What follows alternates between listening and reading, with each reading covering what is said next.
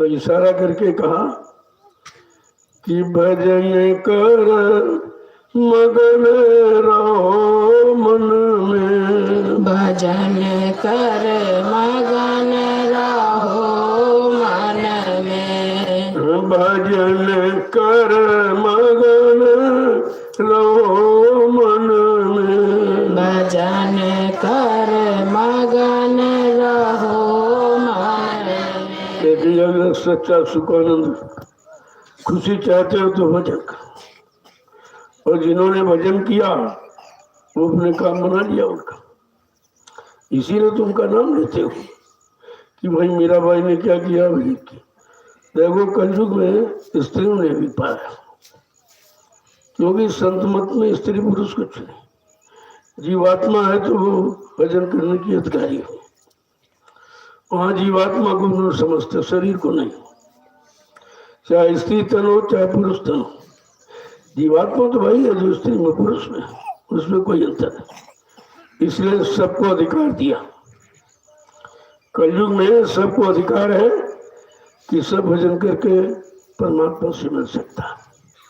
अन्य युगों में ऐसा नहीं था, स्त्रियों के लिए कोई अधिकार ही नहीं था। देखो कितनी जटिल समस्या थी। कहा स्त्रियों के लिए केवल एक रास्ता रखा, कहते कि नारी धर्म और नहीं दूजा, पति और सास ससुर पर पूजा। क्योंकि पहले के पुरुष शाकाहारी सदाचारी ब्रह्मचारी होते थे, तो जो भी वो पूजा पाठ इधर का करते थे और स्त्री उसमें सहयोग करती थी तो दोनों को आधा आधा हो जाता। लेकिन भजन में ऐसा नहीं है, और स्त्री स्त्री तन में रहती थी। देखो कितना झंझट था, निकलने की मतलब कहीं रास्ता ही नहीं था उसको। स्त्री है तो स्त्री तन पाएगी, चाहे पशुओं में जाए चाहे पक्षियों में कीड़े मकोड़ों में जाए। लेकिन संत महापुरुषों ने ये झंझट ही खत्म कर दिया। कहा नहीं, सबको परमात्मा से मिलने का अधिकार है, चाहे स्त्री तन हो चाहे पुरुष तन हो। क्योंकि शरीर तो जाएगा नहीं, शरीर तो यही रह जाएगा, जीवात्मा जाएगी और जीवात्मा दोनों में, तो दोनों जा सकते, दोनों मिल सकते मालिक से। ये अधिकार केवल संत महापुरुषों ने कलयुग में दिया।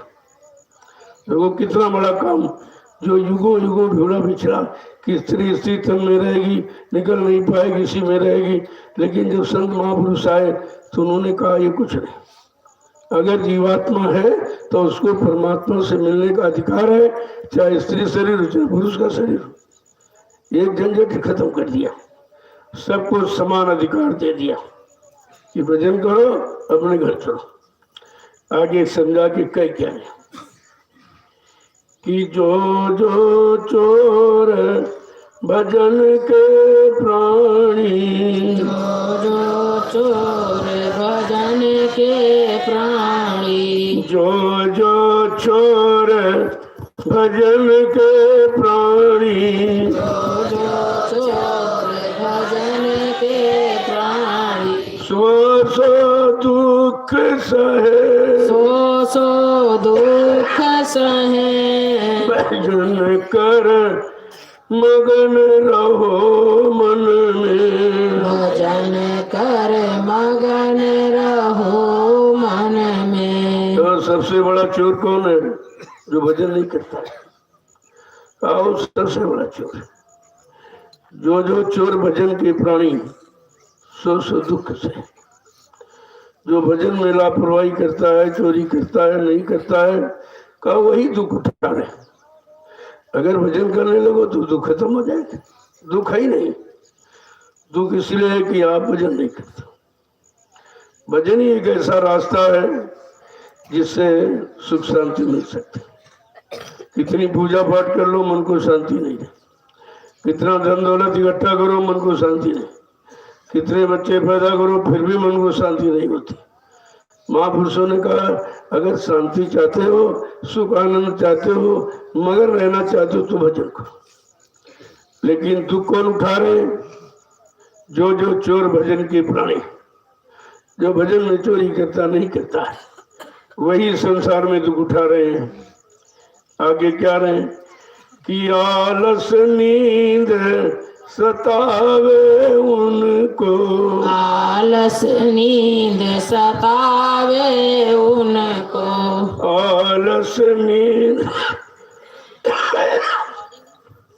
आलस नींद सतावे उनको, आलस नींद सतावे उनको, नित नित भरम सहे, नित नित भरम सहे, भजन कर मगन रहो मन में, भजन कर मगन रहो मन में। और आलस और नींद, तंत्रा निंद्रा भाई जमुहाई, ये उन्हीं को आती जिनको भजन में रस नहीं मिलता।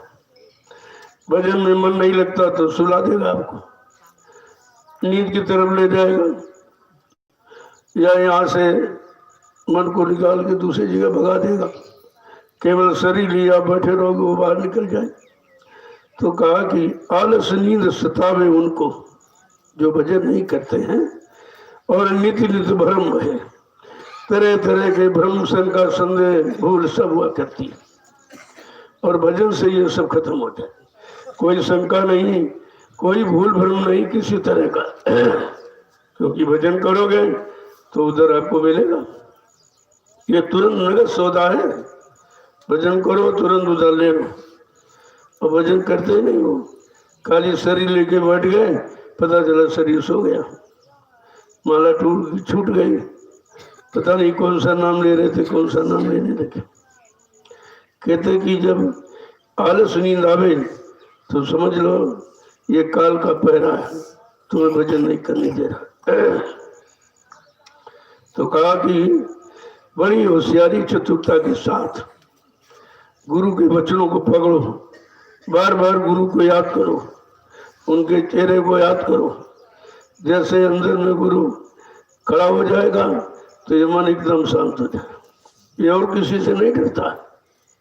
आगे क्या कह रहे हैं कि काम क्रोध के धक्के खामे, काम क्रोध के धक्के खावे, काम क्रोध के धक्के खामे, काम क्रोध के धक्के खावे, लोभ नदी में डूब मरे, लोभ नदी में डूब मरे, भजन कर मगन रहो मन में, भजन कर मगन रहो मन में। कहते काम करो, लोग उन्हीं को सताते हैं जो भजन नहीं करते।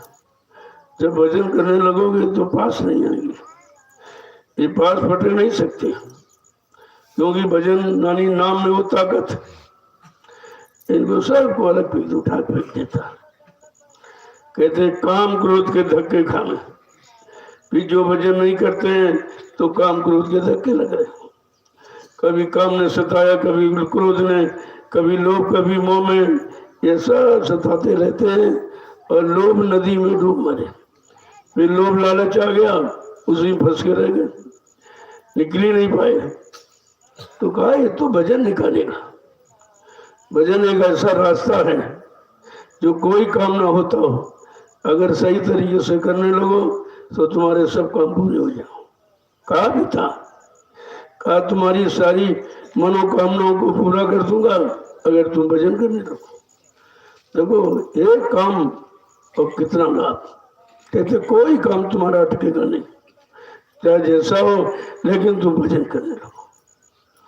आगे क्या कह रहे हैं कि गुरु संग प्रीति करे नहीं पूरी, संग प्रीति करो नहीं पूरी, गुरु संग प्रीति करे नहीं पूरी, गुरु संग प्रीति करे नहीं पूरी, गुरु संग प्रीति करे नहीं पूरी, गुरु संग प्रीति करे नहीं पूरी, नाम टटोर करे,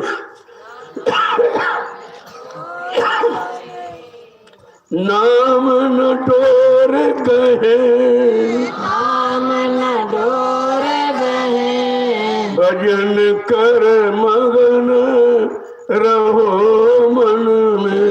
भजन कर मगन रहो मन में। ऐसे काम क्रोध लोग में क्यों सताता है कि तुमने गुरु से सच्चा प्रेम नहीं किया। अगर गुरु से प्रेम करते ये पास नहीं तुम्हारे आते। केवल गुरु से डरता, बाकी किसी से कोई नहीं डरता। कह रहे हैं कि गुरु संग प्रीत करी नहीं पूरी, यानी पूरा प्रेम आपने नहीं किया, पूरी भक्ति आपने नहीं किया, पूरी नाम की कमाई नहीं किया। गुरु से प्रेम का मतलब उनके आदेश हुक्म का पालन करो, उनके वचनों को सिर माथे रखो। कहीं भी रहो, संसार में, समाज में, परिवार में, लेकिन वचनों को आगे रखो तो तुम बचते रहोगे, फंस नहीं सकते हो। कहते नाम न डोर गए, गुरु से प्रेम किया नहीं, जो उन्होंने नाम डोर पकड़ाया उसको पकड़ी नहीं। यही नाम डोरी तो जीवात्मा को ले जाएगी उधर। आगे क्या कह रहे हैं कि तृष्णाग्नि जले निज वासर, तृष्ण जले निज वासर। तृष्णाग्नि जले निज वासर, तृष्णा अग्नि जले निज वासर। नरकन माही पड़े, नरकन माही परे। भजन कर मगन रहो मन में। कर मगन रहो मन में। कहते जब गुरु से प्रेम नहीं किया तो तृष्णा यानी ईर्ष्या, राग, द्वेष वो भी सवार हो गया। जब गुरु होता तो ये पास नहीं कोई आएगा। जब आपने गुरु हटा दिया तो ये सब तुम्हारे पर सवार हो गए। काम है, क्रोध है, लोभ है, मोह है, अहंकार है, ईर्ष्या, राग, द्वेष सब। तो कैसे कहते हैं, और कहते हैं इन्हीं की अग्नि में निरंतर जलता रहा। ये अग्नियां हैं 5 और इसी में सब जल रहे बेचारे। काम ने जला दिया, क्रोध ने, लोभ, मोह, अहंकार सब ने आपको जला दिया। आगे समझा के क्या कह रहे हैं कि संतन साथ विरोध बढ़ावे, संतन साथ विरोध बढ़ावे। संतन साथ विरोध बढ़ावे, संतन साथ विरोध बढ़ावे। उल्टी बात कहे, उल्टी बात कहे। भजन कर मगन रहो मन में। भजन कर मगन रहो मन में। जब गुरु हट जाएगा, नाम डोर भी नहीं पकड़ोगे तो संत महापुरुषों का विरोध करने लगो, निंदा, आलोचना, बुराई में चले जाओ। यानी सारी गंदगी गुरु के ना होने पर पैदा हो जाती। तभी कहा गुरु का ध्यान कर प्यारे, बिना इसके नहीं छूटना। अगर छुटकारा चाहते हो, बचना चाहते हो तो ध्यान गुरु का करो। जब गुरु तुम्हारे अंदर में बैठ जाएगा तो ये काम, क्रोध, लोभ, मोह की हिम्मत नहीं है कि वहां पर आए या तुम्हें कोई परेशान करे। आगे क्या करें कि संतन साथ विरोध बढ़ावे। जब ये सब भूल जाओगे वचनों को भी, तो तब यानी तो तुम विरोध में आ जाओगे, महापुरुषों का विरोध करने लगोगे और उल्टी सीधी बात शुरू कर दोगे। यानी बना बनाया खेल बिगड़ जाएगा। अगर आपने संत महापुरुषों के वचनों को पकड़ लिया, सिर माथे रख दिया, गुरु को सिर पर रहने का मतलब गुरु के वचनों को 24 घंटे याद रखो। कोई भी काम करो, अगर वचनों को याद रहेगा तो कोई काम आपसे बुरा नहीं होगा। आगे क्या करें कि सत्संग महिमा मूल न जाने, सत्संग महिमा मूल न जाने। सत्संग महिमा मूल न जाने। सत्संग महिमा मूल न जाने। भेड़ चाल में नीत बहे। भेड़ चाल में नीत बहे। भजन कर मगन रहो मन में। भजन कर मगन रहो मन में। कहते भी सत्संग भी समझ में नहीं आएगा। जब गुरु हट गया तो कुछ समझ में नहीं आया, सब तुमको ये घेर लेंगे। तभी कहा गुरु को अंदर बसा के रखो। ध्यान मूलम गुरु मूर्तिम, पूजा मूलम गुरु पदम, मंत्र मूलम गुरु वाक्यम, मोक्ष मूलम गुरु कृपा। मोक्ष गुरु की कृपा से मिलती है, क्रिया से नहीं मिलती। कलयुग में क्रिया साध्य नहीं है, कृपा साध्य। अगर उनकी दया कृपा मिल जाए तो कुछ करने की जरूरत है तुमको नहीं। लेकिन दया कृपा लोगे तो कैसे, जब उनके आदेश हुक्म का पालन करो। निरंतर 24 घंटे वचनों को यानी मतलब दोहराते रहोगे, गुणन मनन करते रहोगे कि क्या उन्होंने रोका है, क्या नहीं करना, क्या करना, क्या खाना नहीं खाना, कहाँ बैठना कहाँ नहीं बैठना, किसको देखना किसको नहीं देखना, किसको छूना किसको नहीं छूना। छुआछूत होती कर्मों की और गंदे खान पान की, बाकी कोई जात पात की छुआछूत नहीं होती, क्योंकि यहाँ कर्म प्रधान है। अगर आपके कर्म खराब है, खान पान खराब है, तुम्हें कौन छुएगा। सच्ची छुआछूत ये थी, लेकिन उसको तो भूल गए। जो पारस्परिक प्रेम प्यार मोहब्बत होता उससे अलग हो गए। आगे क्या करें कि धन और मान भोग रस चाटे। धन और मान भोग रस चाटे। धन और मान भोग रस चाटे। धन और मान भोग रस चाटे। रोग शोक में आने फंसे। रोग शोक में आने फंसे। भजन कर मगन रहो मन में। भजन कर मगन रहो मन में। क्या करें कि सत्संग महिमा जानी नहीं। अगर सत्संग समझ में आ जाए तो सब काम आपका हो जाएगा, क्योंकि सत्संग तुम्हारे सारे भुजे छिड़े कामों को करने की शक्ति देता है, ताकत देता है, बुद्धि में विवेक ज्ञान देता है। लेकिन जब सत्संग सुनते नहीं हो, केवल कानों ने सुना, इधर से उधर निकाल दिया। एक एक वचन अगर संभाल के सुनते रहते तो अब तक तुम पाक साफ हो जाते। इतनी गंदगी नहीं तुम्हारे में। अगर ये नियम बना लो, ये एक सत्संग में आऊंगा, एक बुरा काम छोड़ूंगा, एक अच्छा काम पकड़ूंगा, ये अगर आदत आप बना लो, ये संकल्प ले लो, तो कितनी जल्दी काम हो जाए। इसीलिए कहा भाई एक दैनिक डायरी बनाओ, उसमें बड़े सारे अवगुण लिखो, कि जब सत्संग में आओ तो एक अवगुण उठाओ, निशान लगाते रहो। धीरे धीरे तुम देखोगे कि तुम्हारे मित्र अवगुण नहीं है, लेकिन छोड़ने का प्रयास नहीं करते। निरंतर पकड़ने का प्रयास करते हो, छोड़ने का नहीं, क्योंकि मन बुरे काम को जल्दी पकड़ता है, बुराई की तरफ जल्दी जाता है। बुराई बहुत समझ में आ जाती, कभी नहीं भूलता, लेकिन अच्छा ही भूल जाएगा। अभी अब सत्संग हो रहा, अभी 1 घंटे बाद पूछा जाए कुछ नहीं याद रहेगा, लेकिन किसी ने अगर गाली दे दी या निंदा कर दी, फट से याद हो जाता। 20-20 साल बाद कहोगे नहीं नहीं हमको उसने गाली दी थी, ये याद करता है। ये है मन की काली करतूत। इसी को तो ठीक करना है कि तू सच्ची अच्छी बात क्यों नहीं पकड़ता, ये बुराई ही क्यों करता, तुझे बुरा ही दिखाई क्यों देता, अच्छा क्यों नहीं दिखाई देता। आगे क्या करें, धन और मान भोग रस चाहें। निरंतर का धन मिल जाए, भोग मिल जाए, सामान मिल जाए, सम्मान मिल जाए, इसी की इच्छा हमेशा पैदा करता रहता है। ऐसा शैतान मन और भेड़ चाल में लिप्त भय। जैसे एक भेड़ जहाँ गिर जाएगी सब वही गिर जाएगी। इस तरह एक मतलब यानी एक भोग किया, दूसरा भोग किया, तीसरा किया, सब उसी में फंसते चले जाते हैं।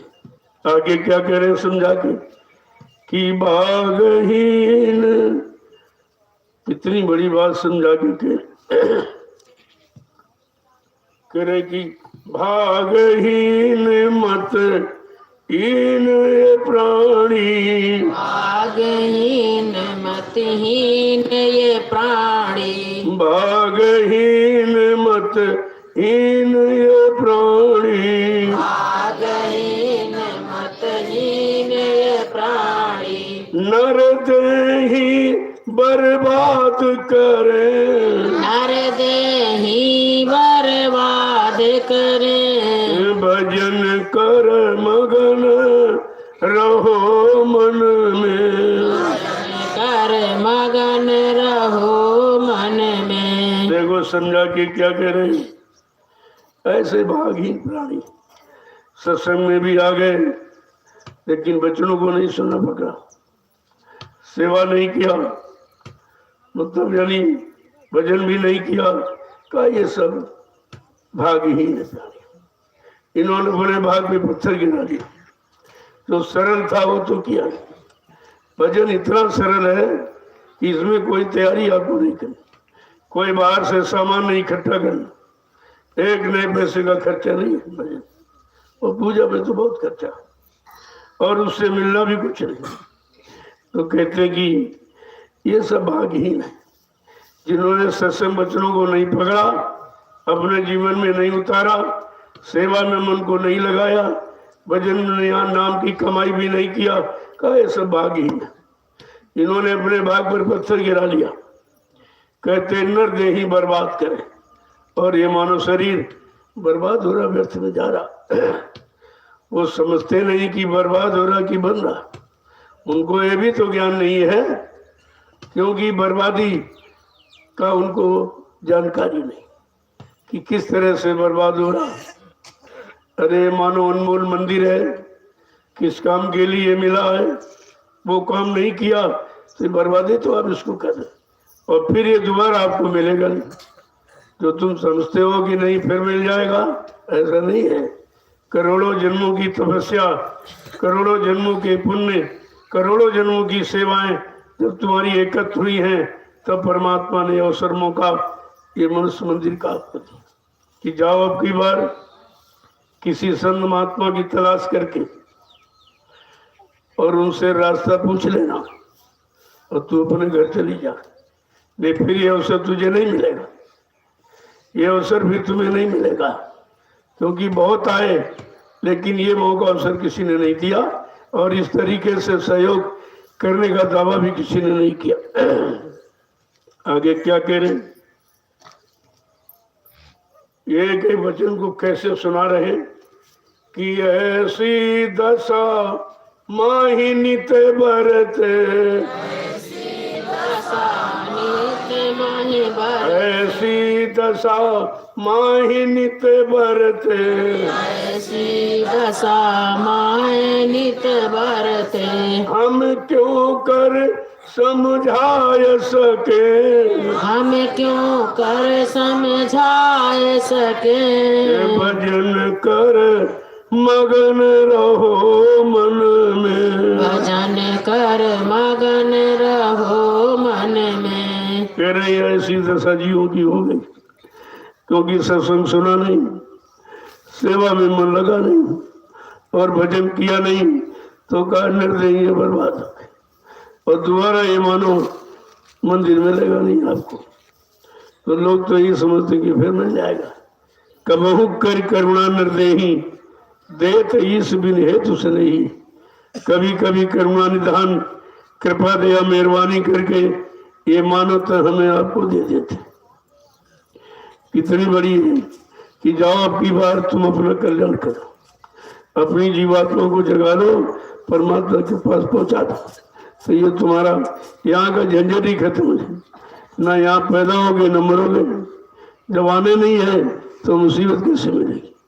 देखो एक एक वचन को कैसे कह रहे हैं कि साध गुरु का कहा न माने, साध गुरु का कहा न माने, साध गुरु का कहा न माने, साध गुरु का कहा न माने, मन मत अपनी ठान करे, मन मत अपनी ठान करे, भजन कर मगन रहो मन में, भजन कर मगन रहो मन में। कहते सतगुरु का कहना नहीं मानते, वो अच्छी सच्ची बात कोई कहे उसे नहीं मानते, क्योंकि अंदर में तो गंदगी आ गई, तो ये अच्छी सच्ची बात समझ में नहीं आती।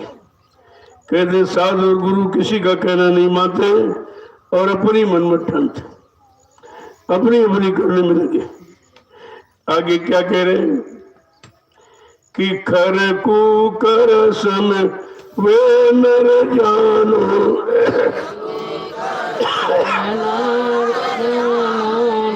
खर को कर सम वे नर जानो,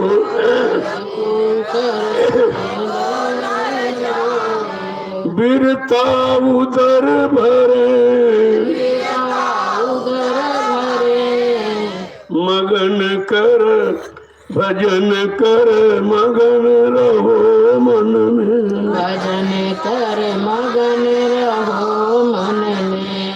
कहते जब सतगुरु का कहने नहीं माना, कर माने गधा को कर माने कुत्ता, बस ऐसी जिंदगी व्यतीत करे, ये जीवन बर्बाद कर दिया। मिला था तो अच्छे काम के लिए, लेकिन अच्छी सच्ची बात समझ में आई नहीं, अच्छे सच्चे समाज में गए नहीं और अच्छी सच्ची बात सुनी नहीं, तो कहते हैं उनका जीवन जैसे गधे और कुत्ते की तरह व्यर्थ में चला गया, कुछ नहीं मिला। आगे क्या करें कि जमपुर जाए बहुत पछतावे, जमपुर जाए बहुत पछतावे, जमपुर जाए बहुत पछतावे, जमपुर जाए बहुत पछतावे, वहाँ फिर उनकी कौन सुने, फिर वहाँ उनकी कौन सुने, ये भजन कर मगन रहो मन में, भजन कर मगन रहो मन में। कहते भजन किया नहीं, सत्संग सुना नहीं, सेवा में लग नहीं पाए, तो जमराजा उनको घसीटते ले जाते, इतनी मार देते हैं, वहाँ कोई इनको बचाने वाला, इनकी आवाज सुनने वाला वहाँ कोई।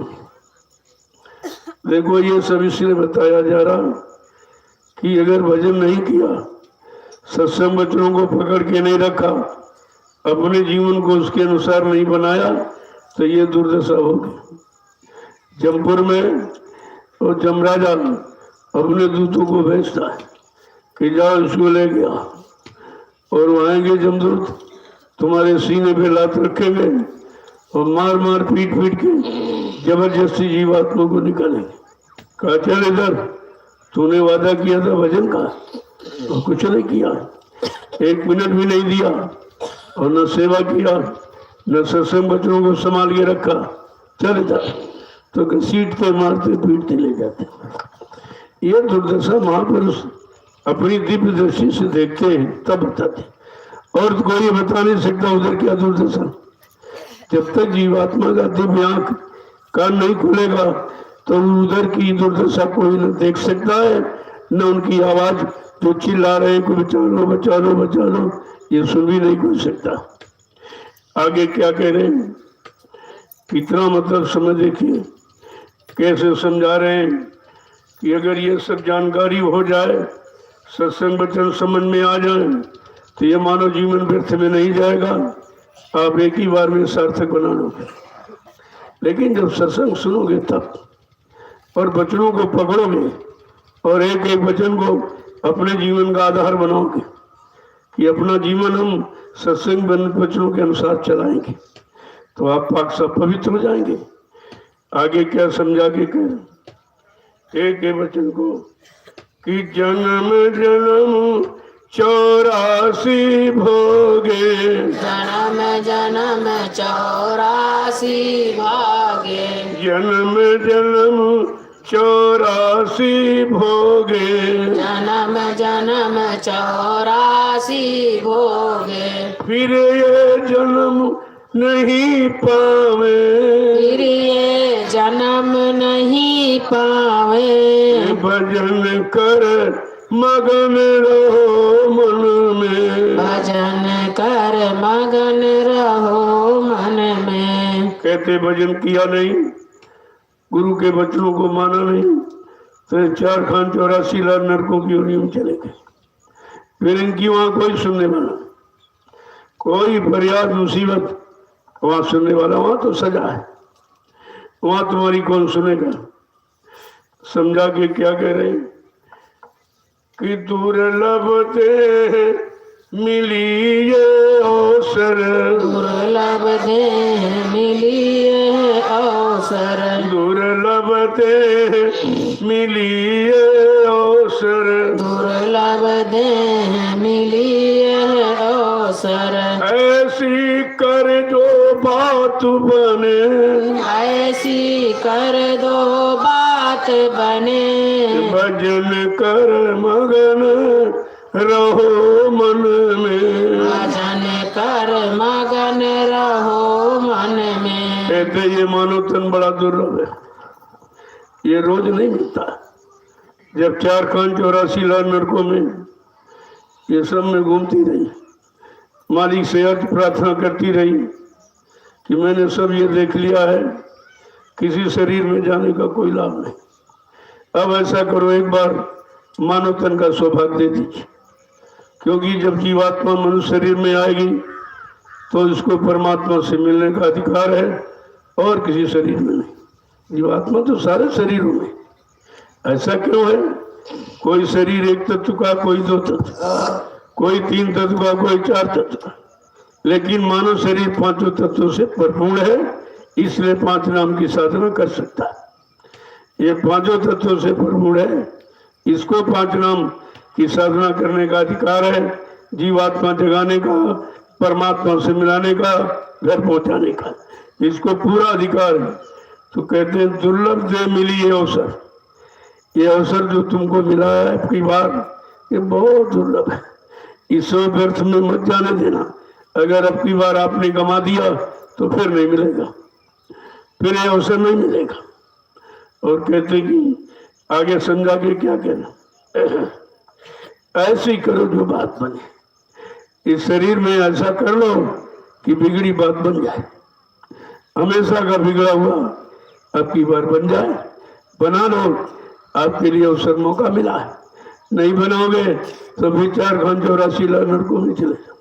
कितनी उधर मार पड़ती है, कितनी दुर्दशा होती है, अब जीव को तो बेचारों को पता नहीं है, लेकिन संत महापुरुष अपनी दिव्य आंख से सब देखते, दिव्य कान से सुनते हैं, उसके रोने की, चिल्लाने चीखने की आवाज, तभी कहते हैं कि बना लो, अभी ये अवसर मिला है, फिर अगर इसमें आज चूक गए तो ये अवसर बार बार नहीं मिलेगा। आगे क्या समझा के करें, एक वचन देखिए कि सतगुरु शरण पकड़ लो अब की, गुरु शरण पकड़ लो अब की, सतगुरु शरण पकड़ लो अब की, सतगुरु शरण पकड़ लो अब की, तो सब काज सरे, तो सब काज सरे, भजन कर मगन रहो मन में, भजन कर मगन रहो मन में। कहते अगर बनाना चाहते हो, अपनी बिगड़ी बनाना चाहते हो तो सदगुरु की शरण में जाओ, वो बिगड़ी बनाएंगे, बाकी यहाँ कोई नहीं बना सकता। किसी को अधिकार नहीं है कि तुम्हारी बिगड़ी कोई बना दे। कहा सदगुरु शरण में जाओ, वो तुम्हारी सारी बिगड़ी बना देंगे और तुम्हारा ये भूला बिछड़ा ये काम जो जीवात्मा का है वो भी बना देंगे, जीवात्मा को जगाएंगे, परमात्मा से मिलाएंगे और उसको घर पहुंचाएंगे। इसलिए सतगुरु की शरण लो। देखो सब कुछ बताया, कहाँ कहाँ फंसे हो, कैसे कैसे फंसे हो, कैसे तुम नुकसान किया, तुमने शरीर को बर्बाद किया है, लेकिन अब भी तुम्हारे पास एक मौका है कि सतगुरु की शरण में चले, क्योंकि अभी सतगुरु मौजूद है, तो शरण में तुम्हारा काम हो जाएगा। आगे क्या कह रहे हैं, एक एक वचन को कैसे, यानी एक कैसे सुनाते समझाते, कितना मतलब यानी हित है कि हित कर वचन दया कर बोले, वचन दया कर बोले, हित कर वचन दया कर बोले, हित कर वचन दया कर बोले। तू नहीं कान सुने, तू क्यों नहीं कान सुने, कर मगन रहो मन में, भजन कर मगन रहो मन में। क्या करें, तुम्हारे हित का वचन सुना जिससे तुम्हारा लाभ हो, तुम्हारी बिगड़ी बन जाए, का तुम्हारे हित का वचन सुनाते। वो हित और भलाई लाभ देने आए हैं और कोई हित का वचन नहीं सुनाए, बाकी सब यहाँ फंसाने वाले, निकालने वाला कोई नहीं है। का हित का वचन दया कर बोले, अत्यंत दया कृपा मेहरबानी करके तुम्हारे हित का, तुम्हारे बनने का, तुमको लाभ देने का ही वचन उच्चारण करते हैं और कहते हैं, लेकिन तुम वो कान से सुनते नहीं। तुम्हारे हित के वचन है लेकिन तुम कान से सुनते नहीं हो, तुम समझते भी नहीं हो कि हमारा हित कहाँ है, या हमारा हित कौन कर सकता है, हमारी बिगड़ी कौन बना सकता है। कहा जब सतगुरु की शरण में जाओगे तो ये सारा काम तुम्हारा हो जाएगा, तुम्हें कुछ करना नहीं है, केवल शरण पकड़ मजबूती के साथ, क्योंकि उनका यानी कर्तव्य है, आए शरण तो जो नहीं ताई, जो शरण में आ जाता है उसको छोड़ता नहीं, उसका काम तो हो ही जाता है, काम बना दिया जाता, लेकिन हम लोग शरण भी मजबूती से नहीं पकड़ पाए। आगे क्या कह रहे हैं कि अंधा बहरा फिरे जगत में, अंधा बहरा फिरे जगत में, अंधा बहरा फिरे जगत में, अंधा बहरा फिरे जगत में, कुल कुटुंब तेरी हानि करे, कुल कुटुंब तेरी हानि करे, भजन कर मगन रहो मन में, भजन कर मगन रहो मन में। कहता जब सत्संग सुना नहीं, सेवा में मन लगा नहीं और भजन में तुमने कुछ किया नहीं, तो अंधा बहरा, ना जीवात्मा की आंख खुली न कान खुला, तो अंधा बहरे बने रहे बेचारे।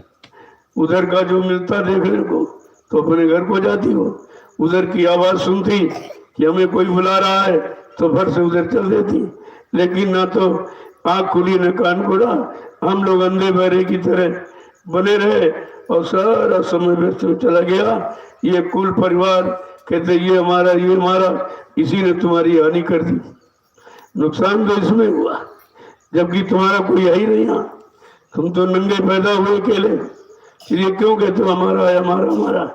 इसी अज्ञानता यानी बनी रही, इसी अज्ञानता के कारण कहा इन्होंने सब तुम्हारी हानि कर दी, सारा समय ले लिया, सारी जीवन की शक्ति निचोड़ दिया और तुम्हारा कोई नहीं निकला। आगे क्या कह रहे हैं, कितना समझा के कह रहे हैं, लेकिन बात समझ में आ जाए तब तो कह रहे हैं कि कर सत्संग मान यह कहना, सत्संग मान यह कहना, कर सत्संग मान ये कहना, कर सत्संग मान ये कहना, आंख कान फिर दो खुले, आंख कान फिर दो खुले। अगर सदगुरु का कहना मान लो और वचनों के अनुसार जीवन को चलाओ और नाम की साधना करो तो तुम्हारा आंख कान दोनों खुल जाएगा। ये जब खुल जाएगा तो उधर दिखाई देगा, जैसे शरीर की दो आंखें दो कान दो नाक के सुर अगर बंद हो जाए तो इधर कुछ दिखाई सुनाई नहीं देगा। ठीक उसी तरह जीवात्मा की आंख कान तो मुद्दतों से बंद है, कभी उसका प्रयास ही नहीं किया गया, उसके बारे में किसी को जानकारी नहीं है कि मतलब जीवात्मा में आंख कान है कि नहीं है, ये कुछ नहीं जानता है। ये तो संत महापुरुषों ने बताया कि शरीर में दो आंख और दो कान दो नाक, और जीवात्मा में एक आंख एक कान एक नाक, जैसा इधर है ऐसा उधर है। जब ये आंख कान खुले रहते इधर सुनते हो आप, इधर देखते हो आवाज हुई तो उधर बकते हो आप पकड़ने आवाज की दे। इसी तरह जब जीवात्मा का आंख कान खुल जाएगा तो उधर आप चलने लगो, उधर देखोगे वो तो इतना अच्छा सुंदर खुशनुमा, इधर तो है ही नहीं कुछ। जब उसको देखेगी जीवात्मा तब उसके अंदर बेचैनी होगी, तड़प होगी कि हमको तो अपने घर जाना चाहिए, हम कहाँ इधर गंदगी में फंसे रहे। आगे क्या कह रहे हैं समझा के एक एक वचन कि देखे घट में ज्योति उजाला, घट में ज्योति उजाला, देखे घट में ज्योति उजाला, देखे घर में ज्योति उजाला, सुने गगन में अजब धुने, सुने गगन में अजब धुने रे, भजन कर मगन रहो मन में, भजन कर मगन रहो मन में। के सदगुरु का कहना मान लोगे, नाम की कमाई में लग जाओगे तो जीवात्मा का आंख कान खुल जाएगा, फिर अपने घट में उजाला देखी। इतना प्रकाश है यहाँ इधर कहीं नहीं, यहाँ कोई ऐसा प्रकाश नहीं। अरबों सूरज चांद सितारे रोम रोम में करे उजारे, यहाँ एक सूरज है कितनी सारे संसार को रोशनी दे रहा, उधर तो अरबों है, यानी मतलब कोई गिनती नहीं है। इतना प्रकाश में चेतन देश जब उसको देखती है तो कितना खुश होती है। कहती कि अगर सदगुरु दयाल की दया ना होती, शरण में ना आई होती, नाम का सहारा न दिया होता और नाम की कमाई उनकी दया को पाकर न किया होता तो ये कुछ देखने को नहीं मिलता। देखो क्या कह रही है, घट में उजाला, देख उजाला और सुने गगन में अजब ध्वनि। जब कान खुल गया ऐसी अजब ध्वनियां हैं कि जो यहाँ कहीं नहीं। ये तो बाजे तुम बजाओगे तब बजेगा, नहीं बंद हो जाएगा, वो अनवरत कंटिन्यूस बजता ही रहता, कभी बंद नहीं होता। और ऐसी ध्वनि है जो यहाँ कहीं नहीं है। आगे क्या समझा के कह रहे हैं, एक एक वचन जो सुनोगे तो आपकी समझ में आएगा कि सुन जाए तिरवेणी न्याय, सुन जाए त्रिवेणी न्याय, सुन जाए तिरवेणी न्याय, सुन जाए त्रिवेणी न्याय, हीरा मोती लाल मिले, हीरा मोती लाल मिले, भजन कर मगन रहो मन में, भजन कर मगन रहो मन में। अब उधर की जानकारी दे रहे हैं। जब सदगुरु दयाल की दया हो गई, उनकी शरण में पहुंच गए, शरण को मजबूती से पकड़ लिया और वचनों को सुनने लगी, और धीरे धीरे धीरे कहते यहाँ कान खुल गया। जब खुल गया तो उधर बड़ी बड़ी दृश्य देख रहे, ऐसे दृश्य यहाँ कहीं नहीं है, ऐसी सुंदरता यहाँ कहीं नहीं है जो उधर है। तभी तो जीवात्मा घर चली जाएगी देख कर कि अरे मैं कहाँ फंस गई थी, यहाँ तो गंदगी है, मैं तो इसलिए प्रकाश में चेतन देश की रहने वाली हूँ।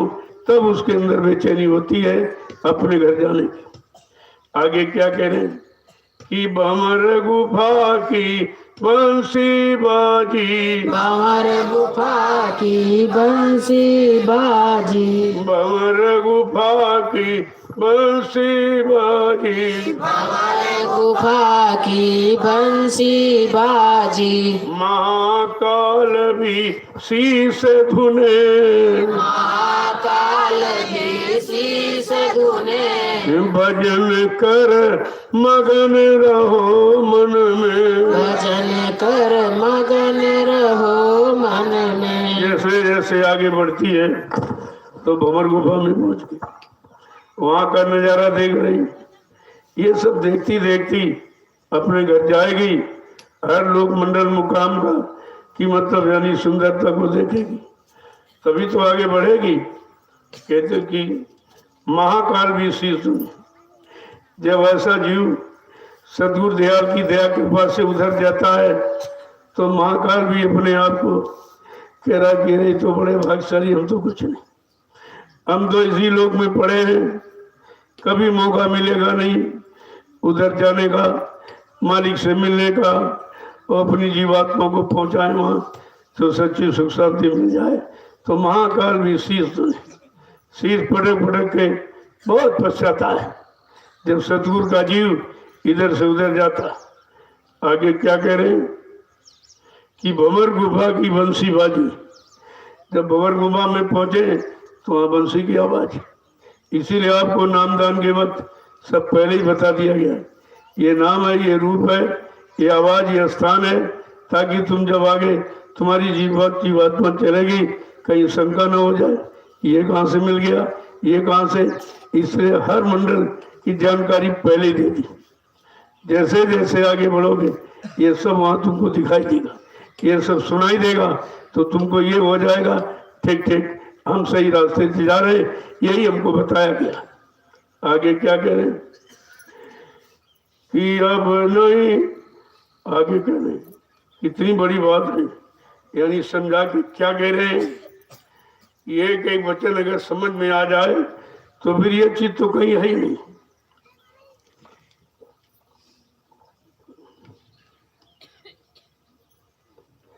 जो सतगुरु की शरण में मिलता है वो कहीं नहीं, कोई नहीं दे सकता, किसी को ये देने का अधिकार नहीं है मृत्युलोक मंडल में, केवल सम सतगुरु को अधिकार।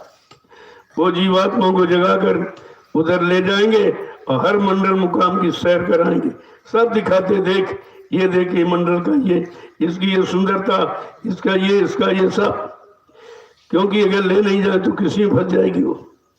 जब यहाँ गंदगी में फंस गई काल माया के देश में, तो उधर तो सब सुंदर था, वहां सब रौनक की रौनक है, वो तो किसी भी लोग से निकलना नहीं चाहेगी। लेकिन नहीं, सब दिखाते दिखाते उसको घर में ही छोड़ेंगे, बीच में नहीं छोड़ेंगे। क्या कह रहे हैं, अब चढ़ गई पुरुष दरबारा, अब चढ़ गई पुरुष दरबारा, अब चढ़ गई पुरुष दरबारा, अब चढ़ गई पुरुष दरबारा। वहाँ जाए धुन बीन सुने, वहाँ जाए धुन बीन सुने।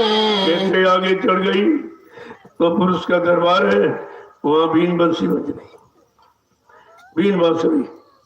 तो आपको पता चलेगा कि हम चौथे में आ गए, 4 मंजिलें हमने तय कर ली, अब एक आगे रह गई। अगर इसका अनुभव न कराया जाए तो जीव को शंका हो जाएगी कि पता नहीं कहाँ पहुंच पाए। आगे क्या कह रहे हैं कि ले दूरबीन चली आगे को, दूरबीन चली आगे को, ले दूरबीन चली आगे को, ले दूरबीन चली आगे को। अलख अगम का भेद सुने, अलख अगम का भेद सुने। कहते फिर आगे बढ़ी, जैसे दूरबीन से सब कुछ साफ दिखाई देता है, ऐसी जब तीसरी आंख जीवात्मा की खुल जाती है सब स्पष्ट दिखाई देता, एकदम एक एक चीज देख लो आप। क्योंकि उस आंख में वो ताकत है, वो शक्ति है जो कहीं नहीं। तभी तो जीवात्मा के बारे में जानकारी होती है कि हाँ, जीवात्मा जब परमात्मा के एक अंश है तब इतनी मतलब इसमें चमक है, इतना प्रकाश है, तो उस मालिक में कितना प्रकाश होगा। आगे क्या कह रहे हैं कि यहाँ से आगे चली उमंग से, यहाँ से आगे चली उमंग से, यहाँ से आगे चली उमंग से, यहाँ से आगे चली उमंग से, तब सतगुरु पूरे चरण मिले, तब सतगुरु पूरे चरण मिले, तब सतगुरु पूरे चरण मिले। तब सतगुरु पूरे चरण मिले। कहते जैसे जैसे आगे बढ़ रही है, अब 5वें स्थान में पहुंच गई है। कहते सतगुरु के चरण असली है जगह, यहाँ पहुंचना है। इतनी मेहनत खुद तो जीव नहीं कर सकता, तो कहा तू सतगुरु की शरण में चले जाओ, तुम्हें कुछ नहीं करना, वो खुद ही करेंगे, वो उनका काम है, जीव का काम। जीव तो कुछ कर ही नहीं सकता, लेकिन शरण भी नहीं पकड़ रहा, वचनों को भी नहीं मान रहा, सेवा में मन नहीं लगा रहा, और सुमरन ध्यान भजन भी नहीं कर रहा। जब कुछ करोगे नहीं तो फिर मिलेगा कैसे? बिना किए तो कुछ मिलता नहीं है। आगे क्या करें कि मिला धार पार घर पाया, मिला धार पाया, मिला आधार पार घर पाया, मिला आधार धार कब पाया, लीला यहाँ कि कौन कहे, लीला यहाँ की कौन कहे, भजन कर मगन रहो मन में, भजन कर मगन रहो मन में। कहते सदगुरुदयाल ने अगर आधार न दिया होता, ये नामदान आधार है, ये न दिया होता तो अपने घर पहुंच ही नहीं पाते, कभी घर नहीं पहुंच सकती थी। और कहा वहां की लीला कौन कहे, वो अकथनीय है, अवर्णनीय है, अनिर्वचनीय, वाणी से बखान नहीं किया जा सकता। वो तो देखे बनती है, देखते देखते बनती है। वहां की लीला कितनी अपार है, कितनी सुंदर है, कितनी खुशनुमा है, कितनी प्रकाश में चेतन है, कुछ कहा नहीं जाता, वो देखने से ही बनती है। लेकिन जब तक सदगुरु के द्वारा आधार नहीं मिलेगा तब तक तुम चलेंगे कैसे? क्योंकि जीवात्मा का आधार नाम है। इसीलिए सर्वप्रथम हमें आपको नामदानी दिया, कहा जल्दी से ये काम बना लो, घर गृहस्थी परिवार में रहो, और 8 घंटे तो बाल बच्चों के पालन पोषण के लिए तुम खेती करो, दुकान करो, दफ्तर करो, बिजली व्यापार मजदूरी करो, रोका नहीं जाता, लेकिन सच्चाई ईमानदारी मेहनत से, ताकि किसी का कर्म कर्जा न चलने पाए। और जब शाम को आओ तो बाल बच्चों की देखरेख करो, बेटा कहाँ बैठता, बेटी कहाँ बैठती, क्योंकि सोसाइटी का बड़ा बुरा असर होता है। संग दोष ही तो खराब कर रहा है सब समय। इस समय समाज बिगड़ने का कारण संग दोष है, गंदा खान पान, गंदी संग सोबत, उसी तो समाज बिगड़ा है। कहते कि जब आधार मिल जाएगा सदगुरु दयाल की शरण में जाकर, जब वो नाम का आधार दे देंगे, उसी आधार को पकड़कर जब चल पड़ेगी जीवात्मा अपने घर पहुंच जाएगी। तो उसको करना कुछ नहीं है, केवल शरण में जाना, और शरण विश्वास मजबूती के साथ पकड़े। ये नहीं कि शंका हो रही, पता नहीं ले जाएंगे नहीं ले जाएंगे, ऐसा कहीं नहीं तो बीचे में छोड़ देंगे। अगर ये शंका बनी रही तभी काम नहीं होगा। का आत्मसमर्पित भाव होना चाहिए। जब आत्मसमर्पण कर दोगे तो तुम्हें कुछ करना नहीं है। जब सब कुछ दे दिया, तन दे दिया, मन दे दिया, सब कुछ दे दिया, फिर तुम्हें क्या करना? फिर वो अपने अनुसार उसको धोएंगे, मांजेंगे, साफ करेंगे, अपने अनुसार ले जाएंगे। हमें आपको केवल शरण पकड़नी थी, वो भी नहीं पकड़ पाए, उसमें भी विश्वास नहीं कर पाए। वहां भी लोगों को शंका हो गई। जब शंका हो गई तो सब काम छूट गया। शंका विनाश की जड़ होती है, अगर शंका आ जाए तो विनाश हो जाता। इसीलिए तो कहा उनके वचनों में शंका, वादों में शंका, उनकी दया में शंका, नाम युक्ति में शंका, सब शंका ही शंका की। इसीलिए सब शरण और चरण छोड़ के सब भागे, कोई नहीं टिका एक भी। बड़े अफसोस के साथ कहना पड़ता है कि जिस समृद्धदाता दयालु ने 45 करोड़ जीवों को सही सच्चे रास्ते में लाके खड़ा किया और नाम का आधार जीवात्मा को पकड़ाया, और वो लोग टिक नहीं पाए।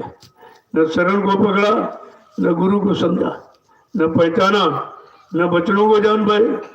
तो इसीलिए देखिए सब शरण छोड़ के भागे। अब इधर आना बड़ा मुश्किल हो जाएगा, क्योंकि दूरी बढ़ती जा रही।